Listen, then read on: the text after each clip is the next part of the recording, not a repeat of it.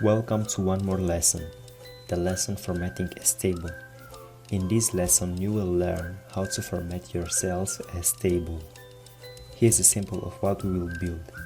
We will build our cells to be formatted as table and play with some filters. Let's get rid of these borders. Let the background be white, and now we are ready to format as table. We have to select the cells that compose our table. Click here on this button, Home, the Styles, Format as Table. This is going to convert a range of cells to a table with its own style. Let's click over here. Select the style of the table. There are some predefined styles here, or you can just create your new table style. I'm just going to select a style available here. My table has headers option needs to be checked because our table has headers, and let's click OK. You can see that we have some blue rows, blue borders.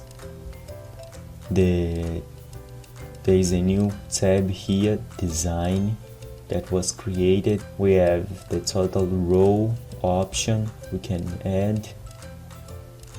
First column becomes bolder, last. Filter button is the button that allows us to filter the cells in our table according to some criteria.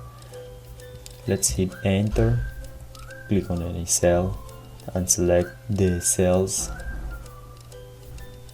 Here we can choose what we want to show as a total. We may want the minimum day is going to show us here. This is the minimum. Let me just put here. You can see what's happening. 2008. Okay. The registration day to maximum. Registration time, I can put it to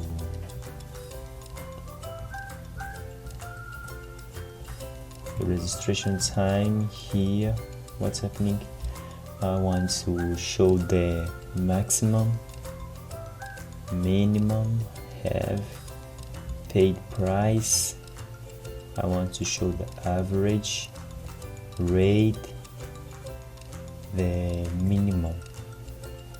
You can see I can sort here by paid price from largest to smallest, sort by birth date, sort by name.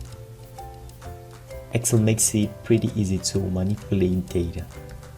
When you click over a cell, you have the design tab opened automatically for you, and you can just change the styles or change the properties of your table. I saw that here we have dollars, so let me change it to the correct text. Formatting as table is basically this. I hope you understood what I showed you. Any question, you know where to drop, and let's move to the next lesson.